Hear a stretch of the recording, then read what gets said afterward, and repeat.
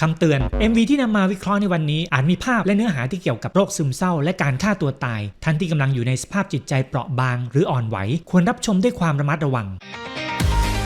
เมื่อจิตแพทย์วิเคราะห์เพลงข้ามผ่านยามราตรีโยรุนิคาเครุของโยอาโซบิในการฟังเพลงสากลนั้นมีเพลงหลายเพลงที่แม้เราจะไม่รู้ความหมายของเนื้อเพลงแต่เราก็สามารถชอบและหลงไหลมันได้ผ่านสีสันของจังหวะท่วงทำนองอารมณ์ของเพลงแน่นอนว่าหนึ่งในนั้นก็คือเพลงนี้ข้ามผ่านยามราตรีโยรุนิคาเกรุเป็นซิงเกิลแรกสุดของศิลปินคู่ดูโอโยอาโซบิเริ่มเผยแพร่เมื่อวันที่16 พฤศจิกายน 2019เพลงนี้เป็นเพลงที่ประสบความสำเร็จอย่างมากในแง่ของความนิยมโดยได้รับรางวัล Song of the Year จาก Japan 2020 MTV Video Music Award เพลงนี้มีเบสที่แจ่มมีเมโลดี้ที่สวยงามและยังมีโฟลว์ของคำร้องที่เร็วไปจนถึงเร็วมากในบางช่วงหมอมักจะเปิดฟังตอนขับรถไปทำงานในชั่วโมงเร่งรีบมันทำให้เรารู้สึกว่าเราเป็นพระเอกที่กำลังขับรถไปปราบผู้ร้ายอยู่ประสบการณ์ดู MV โดยที่ไม่รู้ที่มาของเพลงสิ่งที่แตกต่างจาก MV เพลงทั่วไปก็คือทุกครั้งก่อนที่จะเริ่มเพลงจะมีหน้าต่างป๊อปอัพเตือนขึ้นมาแจ้งว่ามีเนื้อหาที่ต้องระวังภายใน MV และผู้ที่เข้าชมได้จะต้องมีอายุ 18 ปีบริบูรณ์ขึ้นไปหลังจากได้ชม MV โดยไม่ได้รู้ความหมายและที่มาสิ่งที่หมอเข้าใจจากภาพที่ได้เห็นก็คือมีชายหนุ่มคนหนึ่งตกหลุมรักหญิงสาวเขาไม่รู้ว่าหญิงสาวเป็นโรคซึมเศร้าและคิดฆ่าตัวตายเขาพยายามปกป้องดูแลเธอทำทุกวิธีเพื่อจะไม่ให้เธอทำร้ายตนเองแต่เวลาผ่านไปกลายเป็นตัวเขาเองที่ท้อและยอมแพ้เขาเครียดและเหนื่อยและกลายเป็นโรคซึมเศร้าไปอีกคนจนสุดท้ายทั้งเขาและเธอก็จมดิ่งไปสู่ปลายทางที่น่าเศร้าต้นฉบับเรื่องสั้น The Seduction of Thanatos มีหลายคนบอกว่าเพลงบางเพลงฟังสนุกได้แต่ถ้ารู้ความหมายที่ซ่อนอยู่ของเพลงแล้วคุณอาจไม่สามารถเอนจอยกับเพลงแบบเดิมได้อีกต่อไปและเพลงนี้ก็อาจเป็นเช่นนั้นสำหรับเพลงข้ามผ่านยามราตรีเนื้อเพลงและ MV ดัดแปลงมาจากเรื่องสั้น The Seduction of Thanatos การยั่วยวนของ Thanatos แต่งโดยมาโยโฮชิโนะและเผยแพร่ครั้งแรกทางเว็บไซต์ Monogatari มีทั้งหมด2 ตอนเมื่อได้อ่านเรื่องสั้นแล้วหมอพบว่ามันเป็นเหมือนส่วนขยายและการเฉลยสิ่งที่เกิดขึ้นใน MV ทั้งหมดทำให้เราเข้าใจถึงสัญลักษณ์และความหมายแฝงต่างๆธานาทอสเป็นเทพเจ้าแห่งความตายของกรีกและยังเป็นชื่อของกลุ่มอาการที่บุคคลจะเห็นยมทูตหรือเทพแห่งความตายของตนที่พยายามมาล่อลวงให้พวกเขาไปสู่ความตายโดยไม่รู้ตัวความหมายของชื่อเพลงโยรุนิคาเครุคาเครุแปลว่าวิ่งคำว่าโยรุแปลว่ากลางคืนในด้านบวกกลางคืนสื่อถึงความงามและความเงียบสงบแต่ในด้านลบกลางคืนสื่อถึงความมืดมิดความว่างเปล่าในทางจิตวิทยากลางคืนยังเป็นสัญลักษณ์ของภาวะซึมเศร้าและความวิตกกังวล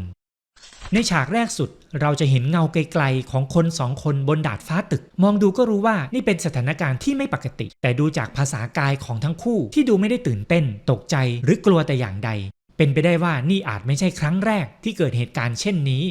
ในเรื่องสั้นตอนที่1มีเฉลยว่านี่เป็นครั้งที่4ที่หญิงสาวพยายามฆ่าตัวตายเมื่อไหร่ก็ตามที่เธอวางแผนเธอจะติดต่อชายหนุ่มเสมอแล้วเธอก็จะรอจนกว่าเขาจะขึ้นไปถึงชายหนุ่มแอบสงสัยตลอดว่าถ้าต้องการจะจากไปจริงๆทำไมเธอต้องบอกเขาการตายไปแบบเงียบๆโดยไม่บอกใครน่าจะง่ายกว่าไหม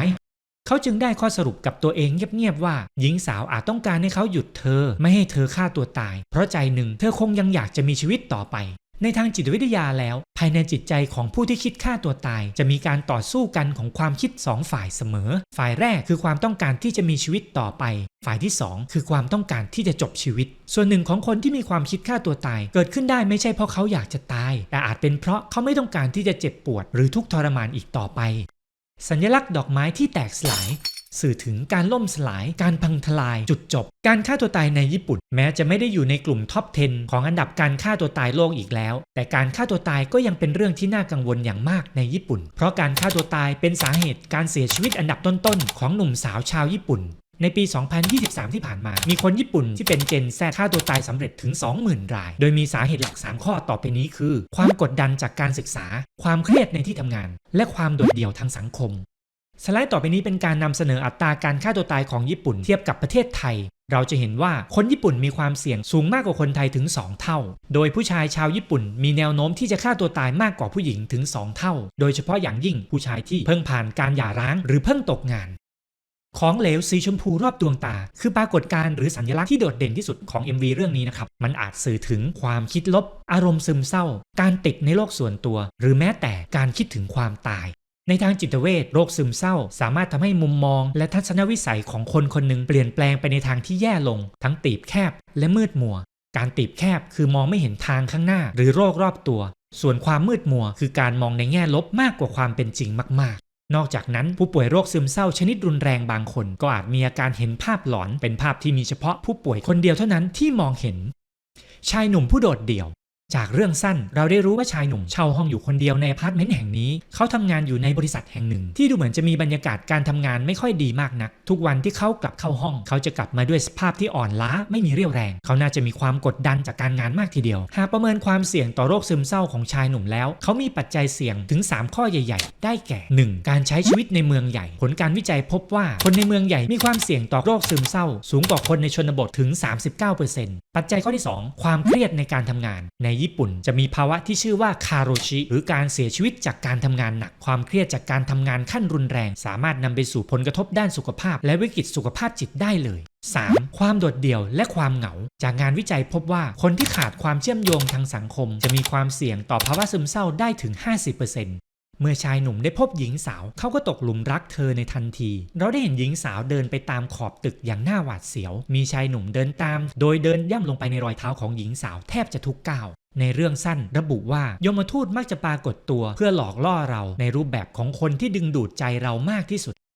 จิตวิทยาของสีภาพตัดมาที่ชายหนุ่มนั่งอยู่คนเดียวภายในห้องที่มีทั้งแสงสีฟ้าและสีชมพูพาดมาที่ตัวเขาแสงสีชมพูนี้ดูเหมือนจะเป็นสีเดียวกันกับของเหลวที่ดวงตาของหญิงสาวมันจึงอาจสื่อถึงอันตรายเลือดและความตายตรงกันข้ามสีฟ้าในทางจิตวิทยาสื่อถึงชีวิตและความสงบยังมีฉากที่มือของชายหนุ่มเป็นสีฟ้าโดยมีฉากหลังเป็นสีชมพูที่ดูไปก็คล้ายกับเลือดที่พุ่งออกมาอย่างแรงสีฟ้าอาจเป็นตัวแทนของอีรอสสื่อถึงสัญชาตญาณของการมีชีวิตต่อไปเมื่อนำความหมายและจิตวิทยาของสีมาประกอบกันเราอาจตีความได้ว่าชายหนุ่มกำลังอยู่ในสภาวะลังเลสองจิตสองใจระหว่างการมีชีวิตและการจากไปในโลกของความเป็นจริงก็คล้ายกันนะครับที่ในจิตใต้สำนึกของทุกๆคนจะมีสัญชาตญาณ2 อย่างนั่นก็คือสัญชาตญาณของชีวิตและสัญชาตญาณของความตาย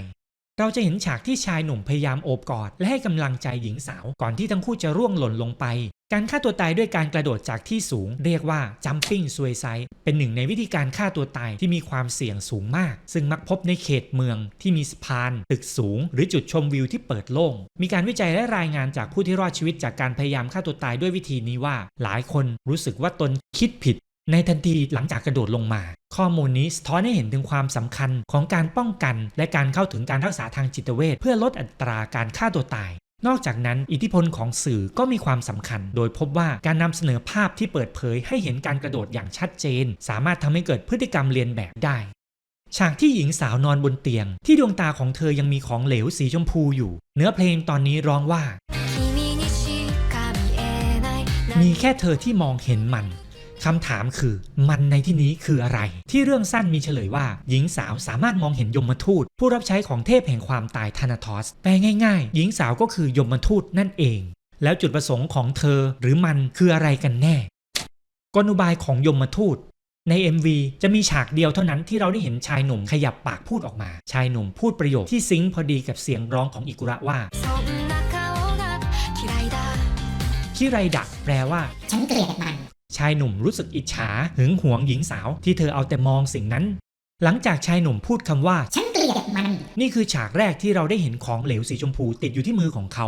ฉากนี้สื่อให้รู้ว่าความเกลียดชังคือก้าวแรกของการติดกับของชายหนุ่มต่อหลุมพรางของยมทูตผีเสื้อสีเขียว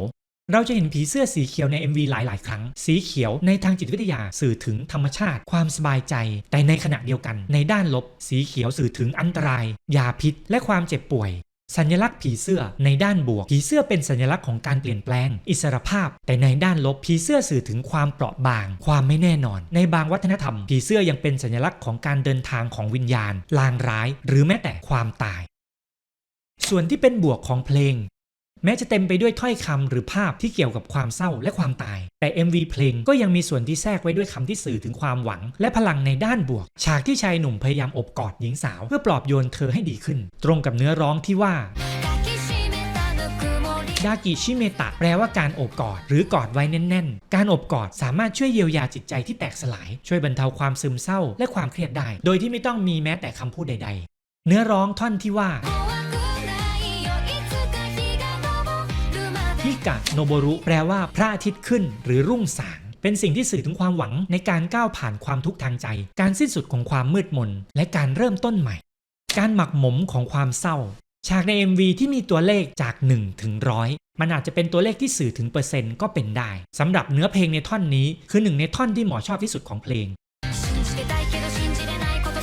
มันเป็นท่อนแรปที่งดงามและฮึกเหิมเนื้อร้องในช่วงนี้พูดว่ามีเรื่องที่อยากจะเชื่อแต่ก็เชื่อไม่ลงยิ่งมันเกิดขึ้นผมก็ยิ่งโกรธและร้องไห้แต่ผมก็หวังว่าสักวันหนึ่งเราจะเข้าใจกันได้สื่อให้รู้ว่าชายหนุ่มไม่ค่อยจะเชื่อเรื่องที่หญิงสาวบอกว่าเห็นยมทูตแต่ก็ปฏิเสธไม่ได้ว่ามันทำให้เขารู้สึกน้อยใจ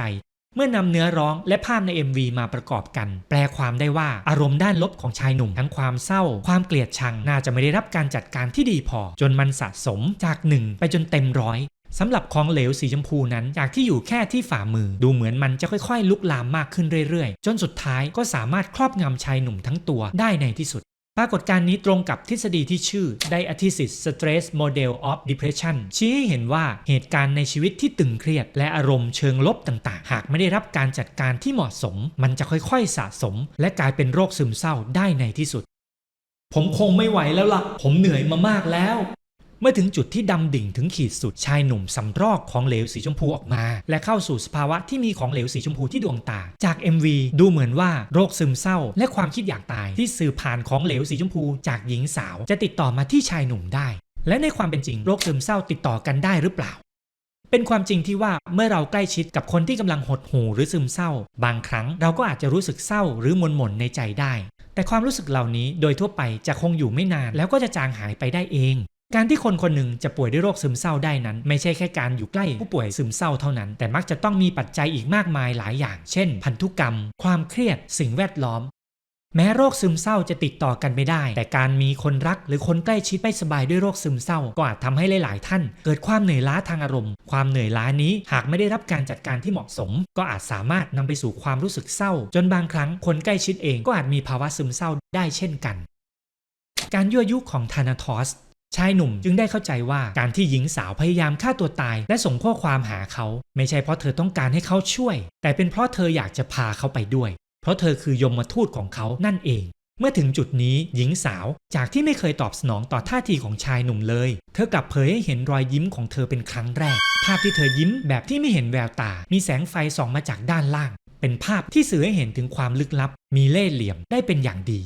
ถ้าจุดประสงค์ของมันคือการหลอกล่อยั่วยุให้ชายหนุ่มฆ่าตัวตายคำถามคือวิธีการที่มันใช้คืออะไร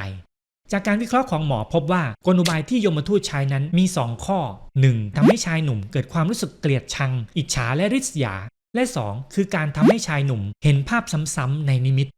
เป็นภาพการจบชีวิตของหญิงสาวที่ดาดฟ้าเช่นในฉากเปิดตัวที่เราได้เห็นการร่วงหล่นของหญิงสาวในทางจิตเวชอารมณ์ซึมเศร้าและดำดิ่งที่รุนแรงนับเป็นความเสี่ยงอย่างหนึ่งของการฆ่าตัวตายแต่มันก็อาจไม่ใช่ทั้งหมดสิ่งที่น่ากลัวกว่านั้นก็คือความรู้สึกคุ้นเคยกับวิธีการเช่นการได้เห็นการกระทำบ่อยๆผ่านสื่อต่างๆนี่คือเหตุผลว่าทำไมเมื่อมีข่าวการฆ่าตัวตายเราทุกคนควรหลีกเลี่ยงที่จะแชร์ภาพผู้ตายรวมทั้งไม่ควรนำเสนอภาพหรือรายละเอียดของอุปกรณ์หรือขั้นตอนของการกระทำนั้นๆเพื่อจะได้ป้องกันกลไกของความคุ้นชินและการเรียนแบบที่จะเกิดขึ้นในอนาคต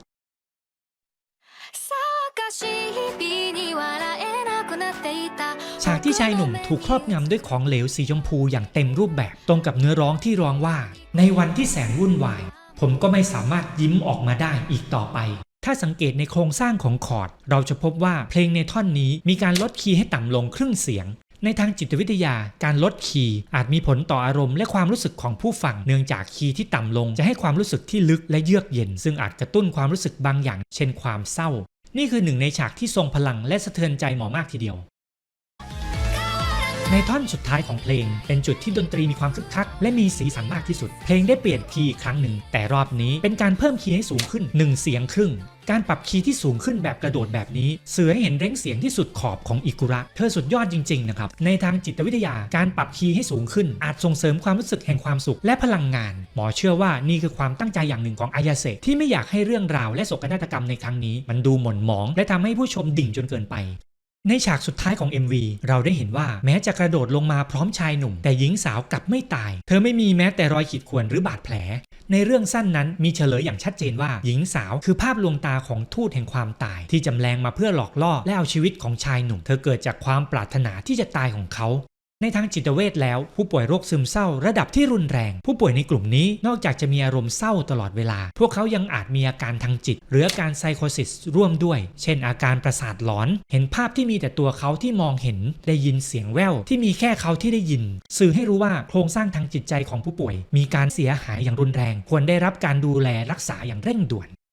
วิเคราะห์อาการทางจิตของชายหนุ่มเราจะสรุปความผิดปกติที่พบในตัวชายหนุ่มได้ดังนี้ 1. อาการอ่อนเพลียไม่มีเรี่ยวแรงจากตอนที่2ของเรื่องสั้นเฉลยให้เราได้เห็นอีกมุมหนึ่งของเรื่องราวว่าชายหนุ่มมักจะมีท่าทางเหนื่อยเพลียอยู่เสมอเมื่อเขากลับมาจากทำงานอาการเหนื่อยเพลียอ่อนแรงเป็นหนึ่งในอาการสำคัญของคนที่เป็นโรคซึมเศร้า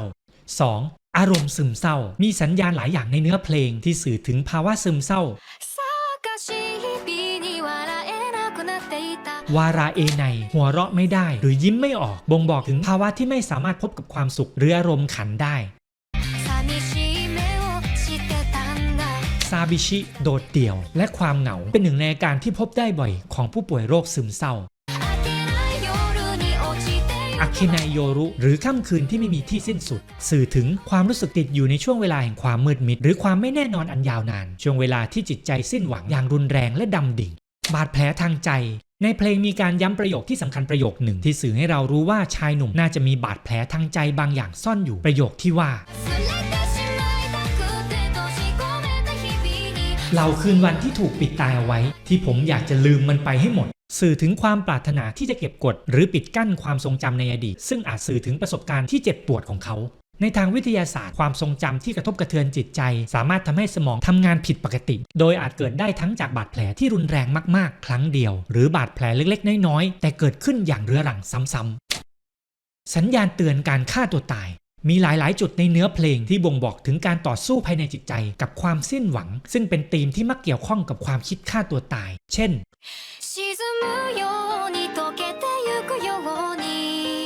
ราวกับได้จมดิ่งและละลายหายไปทีละนิดชิซุมุแปลว่าจมดิ่งสื่อถึงการจมลงสู่จุดต่ำสุดหรือการดำดิ่งสู่ความสิ้นหวังโทเครุแปลว่าละลายหรือค่อยๆละลายสลายไปซึ่งก็ตรงกับชื่อเรื่องสั้นในตอนที่2ที่ชื่อว่า Melt at Night ละลายไปกับราตรีสื่อถึงการที่ใครสักคนมีความตั้งใจที่จะมีชีวิตอยู่น้อยลงไปเรื่อยๆคำว่าลาก่อนซาโยนาระเป็นคำบอกลาที่หญิงสาวส่งข้อความหาชายหนุ่มบ่อยๆเป็นคำบอกลาที่ไม่ใช่การลาแค่ชั่วขณะแต่หมายถึงตลอดไปสัญลักษณ์ตะวันลับขอบฟ้าดวงอาทิตย์ที่กำลังจะตกเป็นสัญลักษณ์ที่แสดงถึงการจบบทของชีวิตของใครบางคนเมื่อเราพบใครสักคนที่สื่อสารในลักษณะดังกล่าวข้างต้นไม่ว่าจะเป็นการพูดถึงการจมลงการละลายหายไปหรือพูดว่าลาก่อนสิ่งเหล่านี้อาจเป็นสัญญาณเตือนที่สำคัญของความคิดฆ่าตัวตายสิ่งที่พวกเราทุกคนสามารถช่วยพวกเขาได้แก่คอยอยู่ข้างๆแสดงความเห็นอกเห็นใจเปิดใจรับฟังโดยไม่ต้องตัดสินสนับสนุนให้เขาไปพบผู้เชี่ยวชาญทางด้านสุขภาพจิตอาจเริ่มจากโทรสายด่วน1323หรือไปพบคุณหมอหรือจิตแพทย์ใกล้บ้านสรุปแล้วชายหนุ่มไม่สบายด้วยโรคอะไรการวินิจฉัยโรคซึมเศร้าชนิดรุนแรงที่มีอาการทางจิตร่วมด้วยผู้ป่วยในกลุ่มนี้หากมีความคิดฆ่าตัวตายจะนับว่าเป็นกลุ่มที่มีความเสี่ยงสูงอย่างมากเพราะนอกจากมีอารมณ์เศร้าและความคิดในเชิงลบอย่างรุนแรงแล้วภายในโครงสร้างทางจิตใจของเขายังมีความอ่อนไหวเปราะบางสูญเสียความสามารถในการเชื่อมโยงกับโลกของความเป็นจริงถ้าสามารถย้อนเวลากลับไปได้เราจะช่วยเหลือชายหนุ่มได้อย่างไรสิ่งที่เราจะช่วยเหลือเขาอันดับ1ให้พักรักษาตัวในโรงพยาบาลเพราะชายหนุ่มมีความเสี่ยงต่อการฆ่าตัวตายในระดับที่รุนแรง 2. การบำบัดด้วยยาต้านเศร้าและยาต้านอาการโรคจิต 3. การทำจิตบำบัดเสริมกลยุทธ์ในการรับมือความคิดลบและปรับปรุงอารมณ์ของผู้ป่วยให้ดีขึ้น 4. การบำบัดด้วยไฟฟ้าหรือ ECT ในกรณีที่มีอารมณ์เศร้าดิ่งอย่างรุนแรงหรือไม่ตอบสนองต่อการรักษาด้วยยาต้านเศร้าหรือมีความเสี่ยงฆ่าตัวตายอย่างรุนแรง 5. หมออาจจะต้องค้นหาและช่วยชายหนุ่มวางแผนว่าหากกลับออกจากโรงพยาบาลแล้วใครจะเป็นผู้ดูแลในระยะแรกบทสรุปในจังหวะอันเร่าร้อนเบสที่หนักดนตรีที่มีสีสันและความงดงามของเมโลดี้เพลงข้ามผ่านยามราตรีโยรุนิคาเกรุนี้จับแฝงไว้ด้วยเนื้อหาและที่มาที่สุดดาร์กชวนดิ่งจะว่าไปมันก็คล้ายกับธรรมชาติของคนที่ป่วยเป็นโรคซึมเศร้าเลยนะครับ เพราะผู้ป่วยหลายๆคนเมื่อดูภายนอกก็แทบดูไม่ออกเลยว่าเขากำลังไม่สบายทางจิตใจอยู่หลายคนอาจกำลังยิ้มและพูดจาเหมือนว่าไม่มีอะไรเกิดขึ้นทั้งที่ภายในจิตใจนั้นกำลังแตกสลายวิดีโอตอนนี้ไม่ได้มีจุดประสงค์เพื่อเชิดชูความสิ้นหวังหรือการจบชีวิตแต่สร้างขึ้นโดยมีจุดประสงค์เพื่อให้ความรู้โรคซึมเศร้าและการป้องกันการฆ่าตัวตายก่อนจากกันไปบอกหมอหน่อยครับท่านชอบจุดไหนของเพลงข้ามผ่านยามราตรีมากที่สุดและพบกันใหม่กับจิตบันเทิง Fundamental ช่องสุขภาพจิตสำหรับคนรักความบันเทิงสำหรับวันนี้กราบสวัสดีครับ